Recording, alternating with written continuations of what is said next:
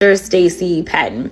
And I must say, I'm kind of in love with her at this moment because I had no idea of some of the drama because, you know, MAGA always mad. They stay mad. That's just what they do, at least when it comes to me. Stop the cap. Stop the cap right now. Stop the cap. Show boss from hell who terrorizes staffers? Oh my goodness. Listen, I know that I have arrived, honey. That is the way that I see this. Because as Beyonce says, if they're not talking about you, then obviously you must not be doing anything. As Beyonce says, what a goofball. You know what? This is just more slander, more nonsense, more lies. Don't call her a diva. Texas Congresswoman Jasmine Crockett laughing off this scathing new New York Post report that alleges she's rude to her own staff, only in Washington when the cameras are rolling, and more focused on being an influencer than a lawmaker. Let's get reaction from Fox News contributor Kellyanne Conway. So great to see you this morning. So if they're not talking about you, you're not doing anything. We're talking about her, but she's confusing fame with infamy and popularity with notoriety. These criticisms are coming from, quote, inside the house. They're from her own staff and not a random comment here or there. It seems like a systemic pattern. And to disprove that she doesn't show up at the office, she gave that interview calling the reporter honey. Imagine if we called her honey. Racism, sexism, ageism. To disprove, Charlie, that she does show up to work, she gave the interview from her apartment.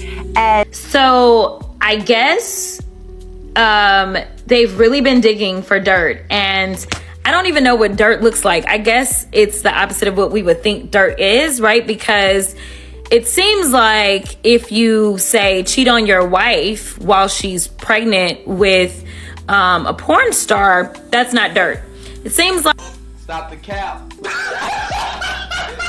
cap right now. Stop the cap. I'm here to tell you right now, we don't care. Let me tell you We don't care. Jerry. and instead of quoting like great world leaders in history, or even the Bible for that matter, she quotes Beyonce and lyrics. So I also wanted to make this point in the context of the current news on gerrymandering in the state of Texas. Last night I interviewed Lieutenant Governor Dan Patrick. I interviewed Attorney General Ken Paxton when I sat in for Sean Hannity. They told us how this is legal, way overdue. Yo, they playing or putting that putting that Instagram reel on loop while they do the serious news reporting, and I think it's apropos. Hey, you see those two staffers behind her? They work for her, and I think those are some of the two staffers that are leaking that she treats her staff like crap. Who, by the way, are black women. Surprise, surprise, surprise. Welcome to Hyena-ville. Jasmine Crockett is in a congressional district that votes about 76% Democrat. As we all sit here and scratch our heads, who exactly voted for Kamala Harris? 76% of Jasmine Crockett's congressional district is the answer. And her predecessor was a woman named Eddie Bernice Johnson, who sat in that seat for 30 years. So Jasmine Crockett is safe in what she says because she's in a safe seat. And this is exactly the point that everybody is making about gerrymandering. There's no incentive to pass legislation, to talk to anybody. And that safe seat. So you see what she said? The woman that was in that seat prior to Jasmine Crockett was another black woman, and she was there for 30 years. 30 years. So Maxine Waters, that's why I keep saying that Jasmine Crockett's a carpetbagger.